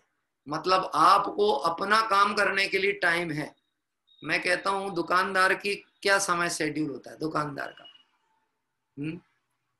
जयंती लाल जी साहब, आपकी दुकान है क्या? व्यापारी हो कि क्या हो आप? नौकरी पेशा हो, व्यापारी हो, क्या हो? हाँ, आपका माइक अनम्यूट करो जी। क्या है आपका? व्यापार है कि नौकरी पेशा हो आप? व्यापार है। व्यापार है। क्या शेड्यूल है आपका दुकान का? शेड्यूल तो ऐसा तो 10 साढ़े 10 बजे जाते हैं और शाम को आ जाते हैं 8 बजे। 8 बजे तक आ जाते हैं। चूंकि आप मुंबई महानगर के रहने वाले हैं तो निश्चित ही आपकी दूरियां ज्यादा होती हैं, तो आपको बहुत सा समय तो ट्रैफिक में ही जाता होगा, ये मैं मानता हूँ, ठीक है। लेकिन जो ग्रामीण क्षेत्रों में या जिला स्तर पे जो रह रहे हैं, उनके तो आवागमन के साधन भी बड़े सहज हैं, बड़े नजदीक हैं, ये हैं। उसके बाद भी सुबह 8 बजे जो दुकान में जाके बैठते हैं और रात के 9:30 10 बजे तक, जब तक प्रशासनिक डंडा पटकना चालू नहीं होता दुकान बंद करो, तब तक दुकान बंद नहीं होती। बात ख्याल में आती है? उसकी ऐसी आसक्ति पड़ी हुई है कि मैं अपनी बुद्धि विकल्प से अर्जन कर सकता हूं, जितना करूंगा उतना सुखी होऊंगा, जितना इकट्ठा कर लूंगा उतने लंबे समय को सुखी होऊंगा। वास्तव में तू अपनी आत्मा के साथ छल कपट करता है। ये पर्याय मिली किस कार्य के लिए थी, वो करता क्या काम? ये मायाचारी है, सतत चलती है ये मायाचारी। देखना, मरण होता जाने तो भी छोड़ने को तैयार नहीं है। हाँ, मरण होता जाने, कोई एज डिसाइडेड नहीं कब रिटायरमेंट लेना, तय नहीं कर पाता। देखना, तथा माया होने पर किसी पूज्य व इष्ट का संबंध बने तो उनसे भी छल करता है। कभी अनुभव किया, आपने विचार किया ये वाक्य क्या कहना चाहते हैं? जब माया का उदय चलता है तो कोई इष्ट या पूज्य भी हो तो उससे भी छल कपट करता है। कैसे कैसे करता है छल कपट? देखो, मैं आपसे यही कहना चाह रहा हूं, स्वाध्याय का मतलब है लाइनें पढ़ करके और उसको यहां भर लेना, फीडअप कर लेना, ये नहीं है। स्वाध्याय का मतलब उस पर विचार करके उसमें जो दोष अपने जीवन में उसका उन्मूलन करना और जो गुण ग्राहकता है उसको ग्रहण करना, ये स्वाध्याय का सम्यक फल कहलाएगा। हाँ, कोई माया के होने पर किसी पूज्य इष्ट का संबंध बने तो उनसे भी छल करता है। जैसे किसी ज्ञानी जन ने, किसी गुरुजन ने बोला, क्या बात है भैया मंदिर में नहीं दिखते हो, आना चाहिए, थोड़ा समय निकालना चाहिए। बोले साहब क्या करें, आना तो चाहते हैं पर घर में बीमारी चल रही है, ऐसा हो रहा है, ये हो रहा है, बहुत तकलीफ परिस्थिति है। बोल तो ऐसा दिया घर में कोई बीमार पड़ा है, जाकर के देखा तो उसने कभी बैठ करके उनकी सुधई नहीं ली। जिनके बहाना करके तू धर्म से दूर हो रहा है कि माताजी बीमार हैं, पिताजी बीमार हैं, उनकी आड़ लेकर के धर्मी जीव को तो ऐसा उत्तर दिया, और जाकर के देखा, घर में पूछा तो बोले कभी 1 सेकंड को बैठने तैयार नहीं, 1 गिलास पानी देने को तैयार। इष्ट पूज्य को भी क्या करता है? छल करता है, कुछ विचार नहीं रहता। यदि छल द्वारा कार्य सिद्धि ना हो तो स्वयं बहुत संतापवान होता है। चाहता तो है काम इच्छानुसार हो जाए, मैं जैसा चाहता हूं वैसा हो जाए, लेकिन जब काम इच्छानुसार नहीं होता तो मन ही मन में बहुत कष्ट का वेदन करता है। आप ये समझना, छली कपटी व्यक्ति के अंदर में भय बना रहता, सदैव सदैव भय रहता है कि मेरा रहस्य ना खुल जाए। भयभीत रहती उसकी प्रकृति, हमेशा अपने अंगों का घात करता है तथा विष आदि से मर भी जाता है। अगर बात खुल जाए, उसका छल कपट, कोई रास्ता ना सूझे तो ऐसा सोचता है मर जाओ तो अच्छा है, क्योंकि अब तो इज्जत ही नहीं बची, अब जी के क्या करेंगे। तो झूठी इज्जत के लिए मायाचारी क्यों की थी?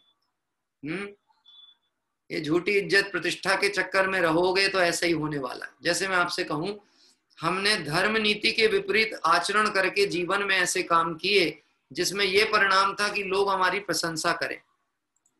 धर्म नीति विपरीत, लोगों को कभी भी ऐसे काम की प्रेरणा नहीं देना जिस काम में अपना प्रयोजन नहीं हो, ऐसी प्रेरणा किसी को नहीं देना चाहिए। व्यापार संबंधी नहीं देना, घर गृहस्थी के विकल्प की नहीं देना, लेकिन उसको इसी में चतुराई दिखती है। देखो कितने एक्सपर्ट हैं, इनसे जो भी सलाह लोगे वो बहुत अच्छी होती, तो वो उसको ऐसा लगता है ये मेरा धंधा बन गया, फ्री की काम। और भारत में तो आपको ऐसे लोग बहुत मिलेंगे। मैं एक बार रतलाम गया और मेरा गला बैठता ही है, ये निश्चित समझ लेना, जब ओवर होता है तो गला बैठ जाता है, 10 लक्षण हो, विधान हो, एक्सर्शन ज्यादा हुआ तो गला बैठता है। ऐसा ही हुआ। अब गला बैठा तो लोग सलाह देने वालों की इतनी लंबी लिस्ट, पंडित जी लौंग का काढ़ा पी लो, पंडित जी ये घी का वो बना देते हैं ये पियो, तो 2 काली मिर्च खा लो, ऐसा करो वैसा करो, बहुत सारे वो। फिर एक डॉक्टर के पास लेके गए मेरे को, तो उन्होंने मालूम क्या कहा, बोले आपकी समस्या ये नहीं है जो आपका गला है, आपकी समस्या आपके शुभ चिंतक हैं। बोले क्या बोलता वो, बोले वो इतना उपचार कर रहे हैं आपका, आपको सहज नहीं रहने दे रहे, सरलता से नहीं रहने दे रहे, कुछ नहीं है, आपके वोकल कार्ड्स में सूजन आ गई है, थोड़ा 2 घंटे 2 दिन 4 दिन शांति से बैठ जाओ, अपने आप ठीक हो जाएगी, कोई दवाई की जरूरत नहीं, कोई उपचार नहीं करो। आप समझ सकते हो, सरलता से अच्छा कोई उपाय दूसरा है ही, सरलता से स्वीकार कर। यद्यपि समय तो होने को आ गया और पूजन की पंक्तियां अपन प्रारंभ नहीं कर पाए, फिर भी आपको बताया था ना कई तरह की पद्धति होती, किसी विषय के मुख्य बिंदु पे भी विचार कर लें तो हमारे को उसके थोड़ा सा रहस्य ज्ञान होता है। कपट ना कीजे कोई चोरन के पुर ना बसे, सुबह पूजा पड़ी, कपट ना कीजे कोई, किसी से कपट नहीं करना, किसी से नहीं करना मतलब कोई किसी से कपट कर ही नहीं सकता, जब भी करता है तो सिर्फ अपने से करता है, क्योंकि कषाय कहते ही उसे हैं जो अपने को दुख का कारण बने, जिससे आत्मा कषे उसको कषाय कहा। तो कभी भी छल कपट हमें लगता हम दूसरे से करते, होता ही नहीं। कपट ना कीजिए कोई चोरन के पुर ना बसे, क्योंकि जिसके जीवन में कपट होगा उसकी मनोवृत्ति चोर की तरह भयाक्रांत रहेगी, पकड़ा ना जाऊं पकड़ा ना जाऊं पकड़ा ना जाऊं, ये भय बैठा है। यद्यपि इन सब में एक एक कहानियां छुपी हैं, लेकिन वो अगले पर्युषण पर्व में 10 लक्षण पर्व में सोचेंगे। हाँ, सरल स्वभावी होए, कोई ने कुछ कहा ही नहीं, पंडित जी अभी कह दो, हाँ कोई बोला ही नहीं, हाँ ठीक है साहब अगली बार देखेंगे, अगली बार, मतलब निश्चित है ना कि अगला 10 लक्षण पर्व तो मनाएंगे ना अपन, गारंटी है ना अगले 10 लक्षण पर्व की। वास्तव में हम ऐसा ही संतोष मान करके प्रमादी होकर के बैठे। आप देखो 3 दिन चले गए, 7 दिन हैं, वो कैसे चले जाएंगे पता नहीं चलने वाला। अरे भाई, इस आत्म स्वभाव को पहचाने बिना दुख भोगते भोगते अनंत काल चला गया, पता नहीं चलता। सरल स्वभावी होए ताके घर बहु संपदा। पैसा काय से आता है? ट्रिक से कमाओ तो आता है कि सरलता से आता है? हाँ, छल कपट से आता है कि सरलता से आता है? लगता तो है छल कपट से आता है उदय अनुसार, उसको सरलता से स्वीकार करो। जो भी सरल जीव थे वह निर्गंथ मार्ग की आराधना को चल पड़े, लेकिन आराधना पूर्ण नहीं हुई तो उस अपूर्णता की दंड की सजा के रूप में इंद्र पद प्राप्त हुआ, चक्रवर्ती पद प्राप्त हुआ। ये कहलाती है सरलता से बहुसंपदा की प्राप्ति होना। किनको हुई? जिन्होंने दिगंबर मुनि मार्ग की आराधना की, पूर्ण नहीं हो पाई, आराधना पूर्ण हो जाती तो मुक्ति पा लेते, पूर्ण नहीं हो पाई तो उसके फल में, उन मंद कषाय के फल में, शुभ भाव के फल में उन जीवों को इंद्रादिक के पद प्राप्त होते हैं। उत्तम आर्जव रीति बकानी, रंचक दगा बहुत दुखदानी। रत्नकर्ण शावकाचार्य में ऐसी लाइन लिखी है, किसी का विश्वासघात करना है किसी के प्राण हरण करने से बड़ा अपराध है। क्या कह रहे हैं? विश्वासघात करना, प्राण हरण। कोई आपके भरोसे है और आपने उसको मौके पे धोखा दे दिया, ये समझ लेना आपने उसके प्राण हरण से बड़ा पाप कमाया। मन में होए सो वचन उचरिए, वचन होए सो तन सो करिए, करिए सरल त्यों योग अपने देख निर्मल आरसी। ये जो पंक्ति है ना, मन में होए सो वचन उचरिए, ये अपन सामान्य गृहस्थों की अपेक्षा से नहीं है, ये मुनिराज की अपेक्षा से है। जिनकी परिणति पवित्र होती है उनके मन में जो होता है वो वचनों में आता है, और जो वचनों में होता है वो क्रियाओं से दिखता है। मुनिराज ईरिया समिति से चलते हैं तो दुनिया को दिखाने को नहीं चलते, वह जीव को जीव जानते हैं, तो उनके अंदर सब जीवों के प्रति करुणा का परिणाम होता है, तो देख के गमन करते हैं कि कोई जीव की हिंसा ना हो। मन में होए सो वचन उचरिए। वचन भी कैसे होते हैं? मुनिराज ये उपदेश देंगे। लोगों को ज्ञान ही नहीं पड़ा, कुछ ज्ञान नहीं है, वो मुनिराज से जाकर के ये बोले कि साहब आप जब आहारचर्या को निकलो और आपके चरण हमारी नई दुकान पे पड़ जाएं तो इससे बड़ा सौभाग्य क्या होगा। हाँ, आपके कमंडल के 2-4 छींटे पड़ जाएं, हमारे तो पुण्य का उदय पक जाए। ऐसी जगत की स्थिति पड़ी हुई है, वो ऐसी अपेक्षा रखते हैं मुनिराजों से।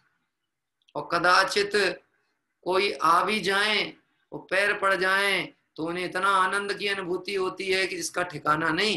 विचार तो करो, जो सर्व आरंभ परिग्रह के त्यागी हैं वो कैसे आ सकते हैं तुम्हारे उस स्थान पे, उस आयतन पे? वो उसकी अनुमोदना कैसे कर सकते हैं? यदि करते हैं तो छल कपट का परिणाम उनके भी चल रहा। यदि करते हैं तो देखना, एक कथानक आता है जिनवाणी में। एक मासोपवासी मुनिराज थे, एक इस नगर में थे। 1 मास का उपवास किया और अचानक गमन कर गए, विहार कर गए। दूसरे मुनिराज उसी जगह पे आए। आकृति उनकी उन्हें जैसी, आकार प्रकार रूप रंग वैसे ही दिखता था। लोग समझे ये वही मुनिराज हैं। अब लोगों ने वो 1 मास उपवास मुनिराज समझ के इनकी बहुत भक्ति की। इन्होंने निषेध नहीं किया कि मैं वो नहीं हूं। उस परिणाम से, उस मायाचारी के परिणाम से मर के हाथी की पर्याय में चले। प्रथमान योग का उदाहरण है। मुनि अवस्था में थे, उतनी सी मायाचारी के परिणाम में, उतनी नहीं, ये अनंतानुबंधी थी। कौन सी थी ये? अनंतानुबंधी मान। करिए सरल त्यों जोग अपने, देख निर्मल आरसी, मुख करें जैसा लखें तैसा, कपट प्रीति अंगारसी। दर्पण में वो ही दिखेगा जैसा आप दिखाना चाहोगे। अगर दाग आपके चेहरे पर है तो दर्पण में भी दाग दिखेगा। बोलो दाग कहाँ का मिटाना चाहिए, दर्पण का कि अपने चेहरे का? मिटाना कहाँ चाहिए? मिटाना चेहरे का चाहिए। और दर्पण को घिस घिस के परेशान है, क्यों खराब क्यों दिख रहा, खराब क्यों दिख रहा? अरे खराबी यहाँ है, दर्पण में नहीं है। चेहरा ठीक कर अपना। तू चेहरा ठीक नहीं कर, तू अपनी परिणति को ठीक कर। इस परिणति के सुधार बिना संसार का अभाव होने वाला ही नहीं। नहीं लहे लक्ष्मी अधिक छल कर, कर्म बंध विशेषता। ऐसे एक एक लाइन इतनी गजब की डाली है ध्यान राय जी ने कि उस पर बहुत गंभीरता से और बहुत गहरा चिंतन करने की आवश्यकता है। नहीं लहे लक्ष्मी अधिक छल कर, लक्ष्मी मतलब पैसा। बहुत छल कपट करके पैसा कमाने का विकल्प नहीं करो भाई। इतना सुंदर विवेचन किया आत्मानुशासन में गुणभद्र स्वामी ने। जब भी बाढ़ आती है ना पानी की, तो वो बाढ़ सबको बहा ले जाती है, लोगों को पीने को भी पानी नहीं मिलता। मैं आपसे प्रश्न पूछता हूं, बाढ़ पानी की आती है तो पीने का पानी क्यों नहीं मिलता? हाँ, बाढ़ तो आई ना, पानी तो आया बह करके, तो फिर पीने के पानी की कमी क्यों हो गई? पीने का पानी गवर्नमेंट को हेलीकॉप्टर से क्यों गिराना पड़ रहा है? कि जब भी बाढ़ आएगी वो साथ में गंदगी लेकर के ही आएगी। नहीं लहे लक्ष्मी अधिक छल कर। जो बहुत छल कपट परिणामों से धन अर्जन करना चाहते हैं, धन की प्राप्ति होना नहीं होना ये भवितव्य के अधीन है, उदय अधीन है। लेकिन इन परिणामों से परिणति बहुत कलुषित होती है और उन परिणामों के फल से नरक आदि गति का बंध हो जाता है। बहुत आरंभ, बहुत परिग्रह का परिणाम, नरक गति का बंध। भय त्याग दूध बिलाव पीवे, आपदा नहीं देखता। अंतिम पंक्ति मालूम क्या कह रहे हैं? जैसे बिल्ली है ना, बिल्ली की आदत पड़ जाती है रोज किसी के घर में घुस के दूध पीने की। जो लोग गांव में रहते थे उनको ये घटनाक्रम बहुत अच्छे से मालूम होगा। अब तो आपके घर में रखने की सुरक्षाएं हैं, अलमारियां हैं, फ्रिज है, उसके अंदर दबा के रख देते हो, इसलिए दृष्टांत आपको देखने नहीं मिलते। पहले ये दृष्टांत आचार्य मुनिराजों ने लिखे हैं, विद्वानों ने लिखे हैं, तो उनके घर में बिल्ली घुसती होगी, पक्की बात है। ध्यानत राय जी के घर में बिल्ली घुसी होगी जब तो ये दृष्टांत लिखा है। क्या करती है बिल्ली? दूध रखा रहता गंजी में, तो आती है धीरे धीरे दबे दबे पांव आती है, वो मलाई खाती है, दूध पीती है, वो भागती है। अब रोज मालिक सोचे दूध जाता कहाँ है? रखा तो यहीं था, पात्र तो ढका था, दूध कहाँ गया, दूध कहाँ गया? 2 दिन हो गए, 4 दिन हो गए, 5 दिन हो गए। उसने सोचा अब तो पता करना ही पड़ेगा गड़बड़ कौन कर रहा। पर बिल्ली को तो ऐसा लगता मेरे को तो कोई देखा ही नहीं रहा। जब 5 दिन नहीं देखा तो आज भी कौन देख रहा है? तो उसने देख लिया, अच्छा ये बिल्ली है जो दूध पीती है, इसको तो सबक सिखाना पड़ेगा और परमानेंट सिखाना पड़ेगा। तो कैसा किया उसने कि पहले तो दूध ठंडा रखा रहता था, तो उस दिन उसने दूध को अच्छा उबाल के रख दिया। टाइम शेड्यूल मालूम था, इस समय आती है, दूध जम के उबाल के रख दिया। ऊपर का ढक्कन भी गर्म करके रख दिया, जो ढक्कन ढका था वो भी गर्म करके रख दिया, और खुद लकड़ी लेके पीछे छुप गया दरवाजे के पीछे। हाँ, अब वो दबे पांव आई छल कपट करते हुए, क्या सोच के मुझे कोई देखा ही नहीं रहा, मुझे कहाँ कोई जानता है, मैं तो अपना काम अपने विकल्प अनुसार कर ही लेती हूँ ना।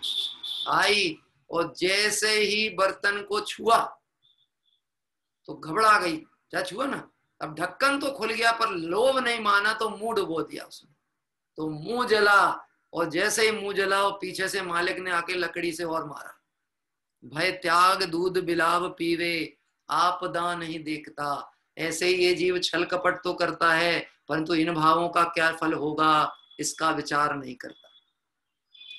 नवीन श्रोता के लक्षण में डाला है टोडरमल जी साहब ने, जिन धर्म का नवीन श्रोता के विचार कैसे होते हैं, मैं कौन हूं, मेरा क्या स्वरूप है, यह जो चरित्र बन रहा है सो क्यों बन रहा है, मेरे जो भाव होते हैं तो इन भावों का क्या फल लगेगा। यदि ये विचार आपको और हमको जागृत होता है तो निश्चित ही जीवन में सरलता आएगी। अपने परिणामों को टटोलने की आदत हमको डालनी चाहिए। मेरा ये जो परिणाम है इसका फल क्या होगा, छल कपट करूंगा तो तिर्यंच गति निश्चित है। क्या कह रहे, बहुत लोभ परिग्रह आदि संग्रहित करूंगा तो नरक गति तय समझ लेना, और बहुत आत्मरोध परिणाम चल रहे हैं तो उसमें भी समझ लेना कि आपकी नरक गति तिर्यंच गति का बंद हो चुका है। इसीलिए तो भावनाएं बदलने को तैयार नहीं, परिणाम बदलने को तैयार नहीं। बहुत विचार करना, थोड़ा कहा, और आप विशेष समझदार हो, जिनवाणी में बहुत चर्चाएं उल्लिखित हैं, हमको अपना हित जानकर इस तत्व का अभ्यास करें, ऐसी भावना से अभी की बात को विराम लेते हैं। आइए जिनेंद्र भक्ति के क्रम में चलते हैं। आज हमारे साथ में भक्ति के लिए हैं प्रीति जी, खुशबू जी, सालू बजाज परिवार कोलकाता, जिन्हें आज भक्ति लेना है। हाँ, मुझे थोड़ा सा एक, हाँ मिल गया, माइक अनम्यूट कर लें आपका।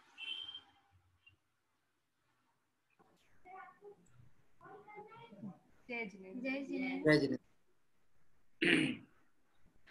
धीरे धीरे पर से मन हटाना है, निज में ठहर जाना है। धीरे धीरे पर से मन हटाना है, निज में ठहर जाना है। मुझे बस खुद में ही समाना है, फिर न लौट जग में आना है। धीरे धीरे पर से मन हटाना है, ओ निज में ठहर जाना है। ज्ञान का मैं हूँ सागर, गुण राशि है मेरे भीतर, शक्तियाँ उछलती मुझ में अनंत अनंत। ज्ञान का मैं हूँ सागर, गुण राशि है मेरे भीतर, शक्तियाँ उछलती मुझ में अनंत अनंत। मुझे बस दृष्टि को बदलना है, मुझे बस दृष्टि को बदलना है, ओ निज में ठहर जाना है। धीरे धीरे पर से मन हटाना है, फिर न लौट जग में आना है। जिनवरों ने जो है कहा, गणधरों ने है गूंथा, आचार्यों की कृपा से वो हमको है मिला। जिनवरों ने जो है कहा, गणधरों ने है गूंथा, आचार्यों की कृपा से वो हमको है मिला।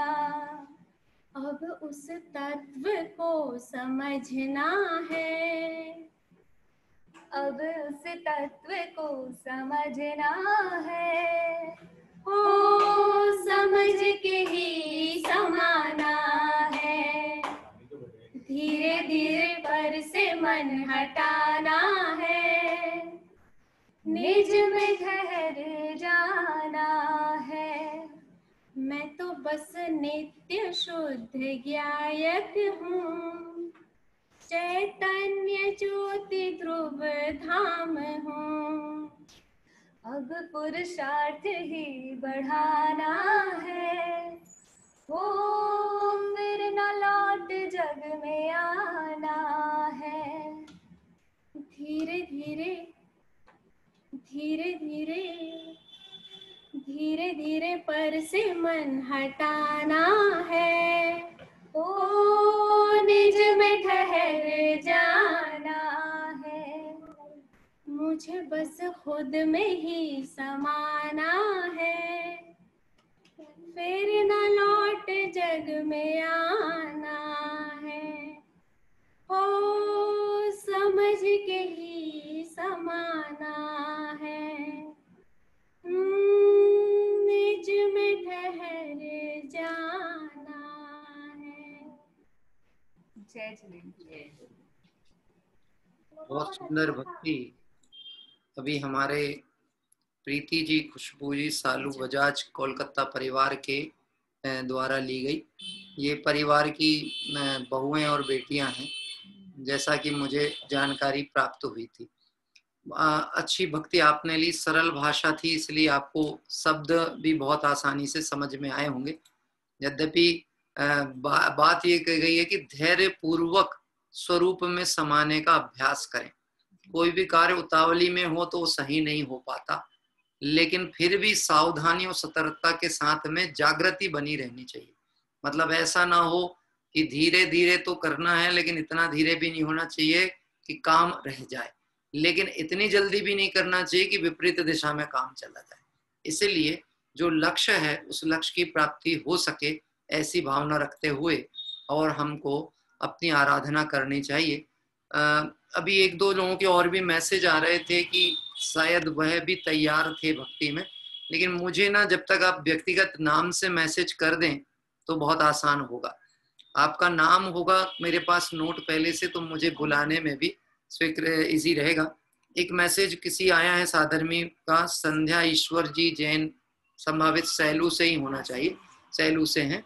अमित काला जी परिवार, आपकी भक्ति तैयार थी क्या आज की? जिनवाणी स्तुति तैयार है आपकी? मेरी तरफ यहाँ देखिए, आप लोग शायद स्मार्ट टीवी की तरफ देख रहे हैं, मेरे जिस मोबाइल से आप दिख रहे हैं उसकी तरफ थोड़ा नजर करें, एक आध जन पास में आए।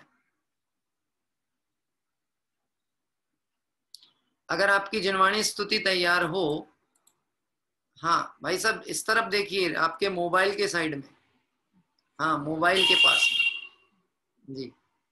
हाँ बेटा, मोबाइल आपका ऑन करिए, अनम्यूट करिए।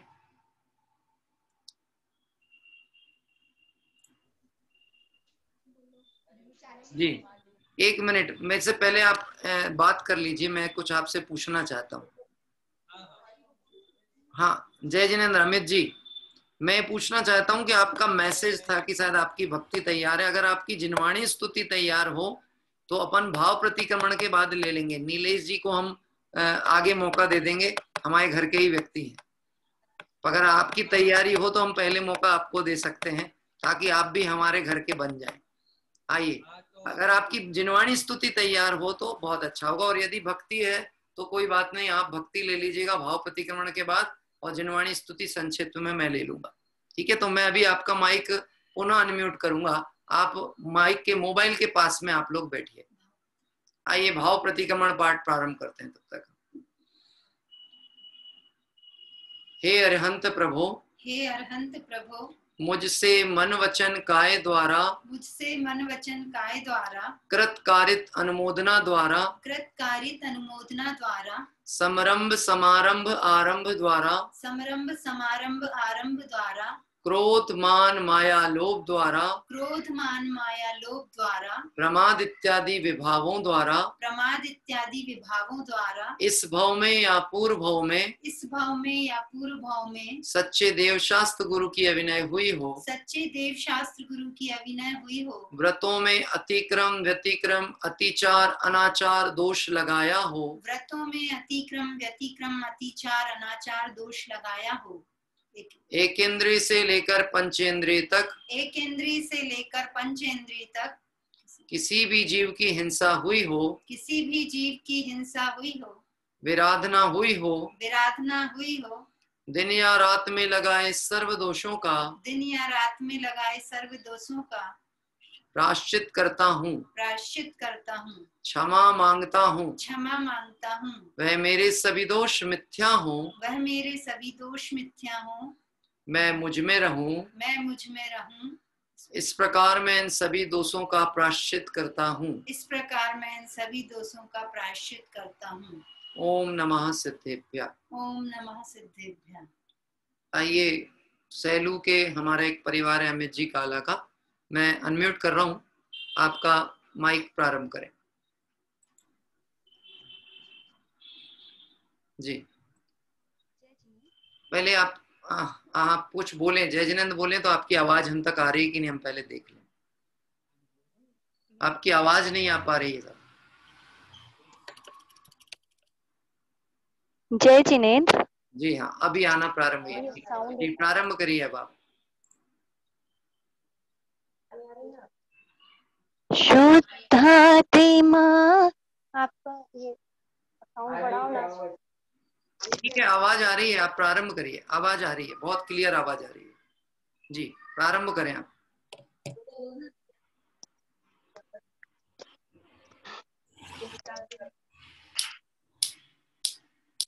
शुद्धात्मा का श्रद्धा नहीं होगा, निज आत्मा तब भगवान होगा।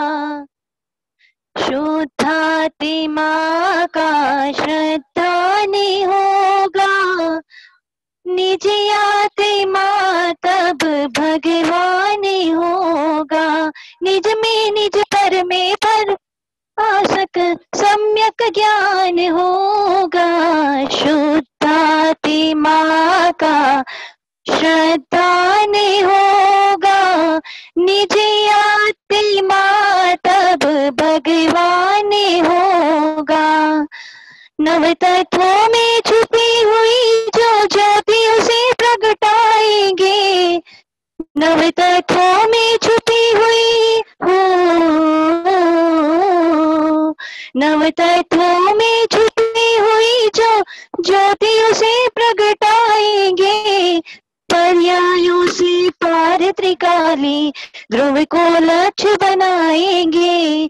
शुद्ध चिदानंद रस पाने होगा, निज आत्मा तब भगवान होगा। निज में निज पर में परभासक सम्यक ज्ञान होगा। शुद्धात्मा का श्रद्धा नहीं होगा, निज आत्मा तब भगवान होगा। निज चैतन्य महाहिम गिर से परिणति धन टकराएंगे। निज चैतन्य महाहिम गिर से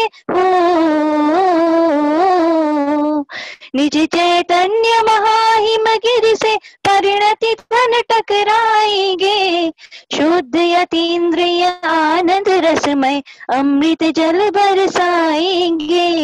मोह महामल प्रक्षालय होगा, निज आत्मा तब भगवान होगा। शुद्धात्मा का श्रद्धा नहीं होगा, निज आत्मा तब भगवान होगा। जय जिनेंद्र।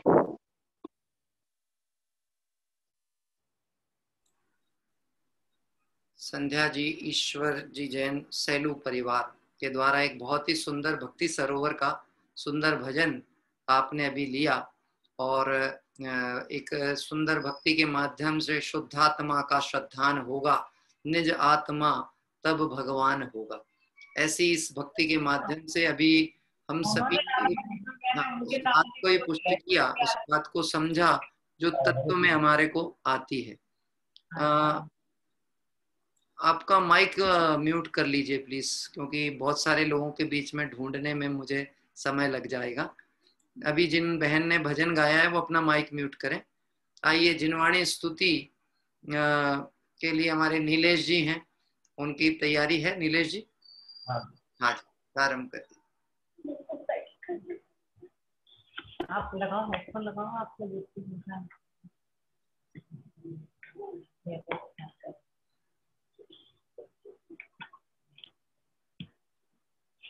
हेलो। हाँ जी, करिए, प्रारंभ करिए, आवाज क्लियर आ रही है। आ रही है। नमो मैं सदा ही श्री जिनवाणी, हमें आत्म प्रभुता दिखाती है वाणी। नमो मैं सदा ही श्री जिनवाणी, हमें आत्म प्रभुता दिखाती है वाणी।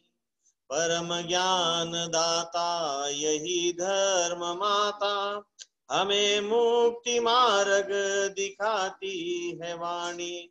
नमो मैं सदा ही श्री जिनवाणी, हमें आत्म प्रभुता दिखाती है वाणी।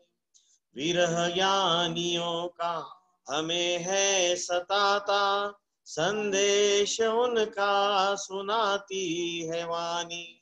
नमो मैं सदा श्री श्री जैनवाणी, हमें आत्म प्रभुता दिखाती है वाणी।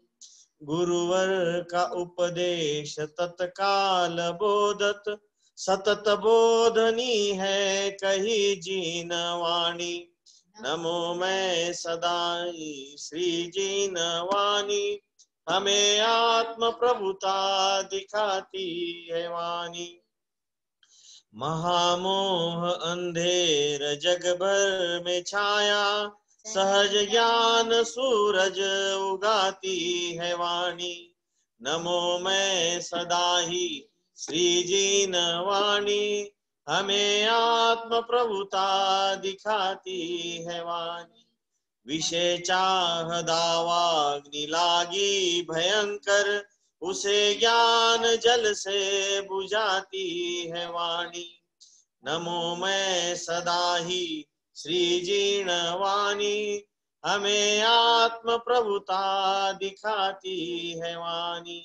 समझ कर स्वयं में ही रम जावे यदि हम, हमें भी प्रभु बनाती है वाणी। समझ कर स्वयं में ही रम जावे यदि हम, हमें भी परम प्रभु बनाती है वाणी। नमो मैं सदा ही श्री जिनवाणी, हमें आत्म प्रभुता दिखाती है वाणी।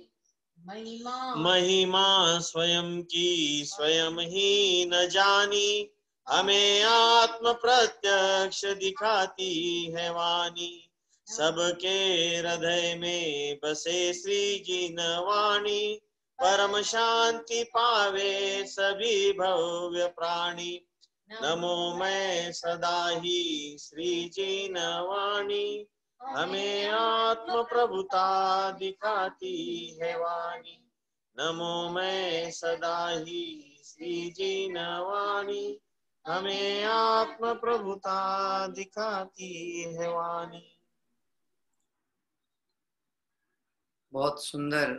एक नवीन भक्ति यानी थोड़ी प्रचलित कम है, यद्यपि मैंने सुनी है, परंतु फिर भी बहुत से लोगों के मैसेज आए। एक नवीन जिनवाणी स्तुति आपके द्वारा की गई। नमो में सदा श्री जैनवाणी, हमें आत्म प्रभुता दिखाती है वाणी।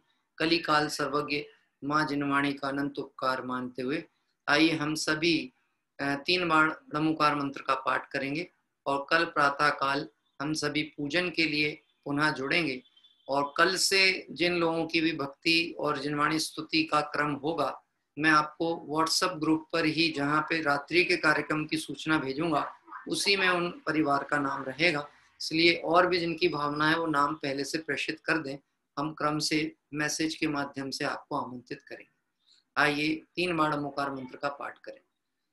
नमो अरिहंताणं नमो सिद्धाणं नमो आयरियाणं नमो वज्रायाणं नमो लोये सवसाहूणं नमो अरिहंताणं नमो सिद्धाणं नमो आयरियाणं नमो वज्रायाणं नमो लोये सवसाहूणं नमो अरिहंताणं नमो सिद्धाणं नमो आयरियाणं नमो वज्रायाणं नमो लोये सवसाहूणं।